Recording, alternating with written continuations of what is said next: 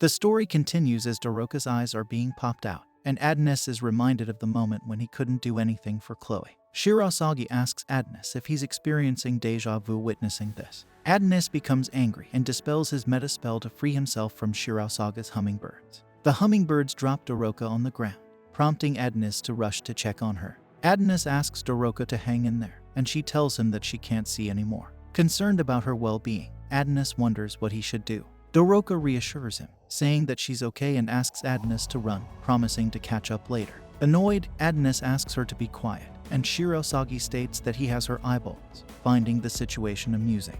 He asks Adonis to laugh, but Adonis demands that he give Doroka's eyes back and fix her. Shirasagi plays with her eyeballs and crushes them, urging Adonis to come fight him. Adonis, angered by Shirasaga's actions, tries to fight him barehanded, but he can't catch Shirasagi, who kicks him. Adonis grabs his leg, throws him, and wonders if he is still as weak as he was back then. He questions if nothing has changed since that time. Shirasagi attempts to attack Adonis with his hummingbirds, but Adonis uses his magic to repel the attack back to him. However, Shirasagi dodges it with the help of one of his hummingbirds after the smoke from the blast clears up. Shirasagi notices that Adonis and Doroka are nowhere to be seen. We then discover that Adonis is hiding in one of the crumbled buildings. He informs Doroka that he is going to stop her bleeding and asks her to bear with it for a moment.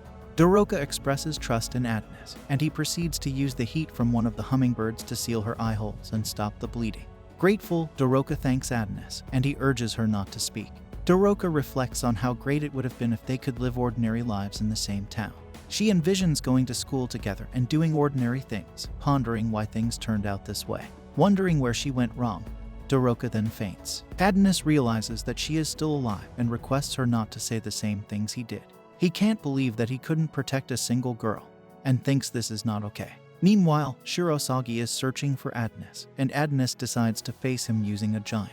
Charmy warns Shirasagi that this is the same technique Adonis used to destroy the capital, and advises him to be careful as it's highly destructive. The giant attacks Shirasagi, but he manages to dodge the powerful assault. Adonis decides to confront Shirasagi and taunts him by asking to call Doroka queen before mentioning his plan to blind her as payback. Shirasagi becomes angry upon hearing this, leading to an intense aerial battle. Using his hummingbirds, Shirasagi destroys the giant Adonis summoned and overpowers him. Walking on air with the assistance of his hummingbirds, Shirasagi questions if this is the extent of Adonis's abilities. Undeterred, Adonis equips his meta once more and attempts to attack Shirasagi. However, Shirasagi stops the attack using his hummingbirds. Adonis tries another spell, but Shirasagi kicks him, highlighting the weakness of Adonis's magic, a delay between writing and activation. Shirasagi dismisses Adonis's magic as pseudo, and suggests that Adonis should blame himself for being born human. In a plea, Adonis asks Shirasagi to fix Doroka's eye, but Shirasagi refuses and retaliates by attacking Adonis with a giant hand made of hummingbirds. Meanwhile, Doroka, amidst the rubble of the destroyed giant, searches for Adonis. Unable to see clearly, she stumbles and falls, feeling hopeless about finding Adonis in this condition. Seizing the opportunity, Shirasagi mimics Adonis's voice to call out to Doroka. Believing it to be Adonis, Doroka asks if he is alright. However, Shirasagi switches to his own voice, revealing the deception.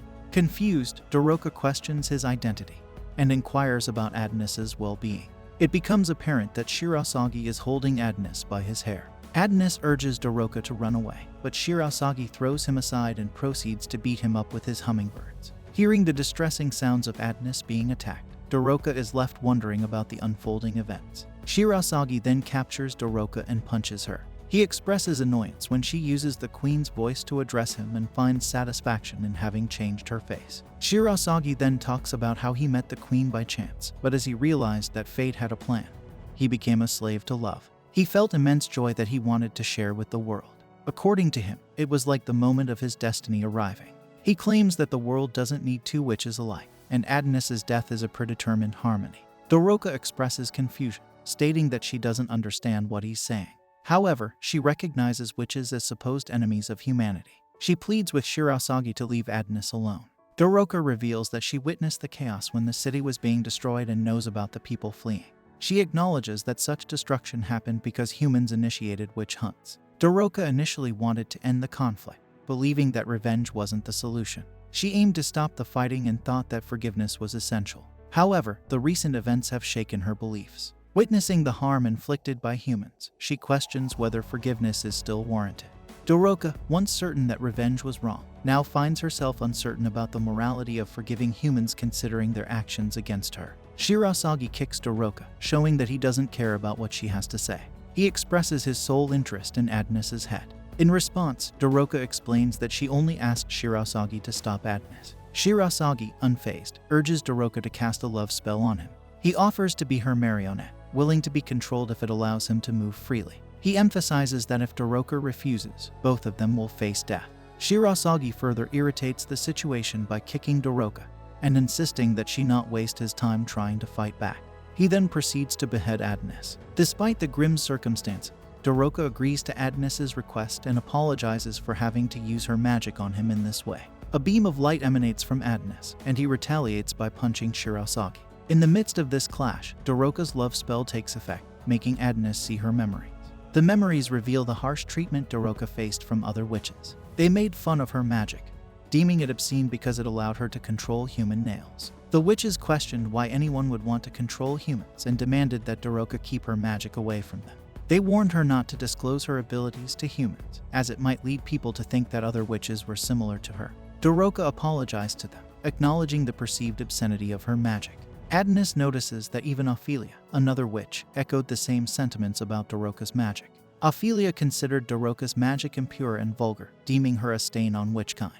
Shirasagi kicks Doroka, making her feel like she's seen as a vulgar witch. This prompts Doroka to believe that she needs to transform into a better, more virtuous witch. Agnes understands Doroka's desire for purity, acknowledging that she tends to worry too much. He reassures her, encouraging Doroka to use him without any reservations. Agnes emphasizes that he won't fall in love with her just because of a spell. Doroka casts her love spell, Nightfall, on Agnes. She informs him that he is now free from the constraints of gravity, and nothing can stop him.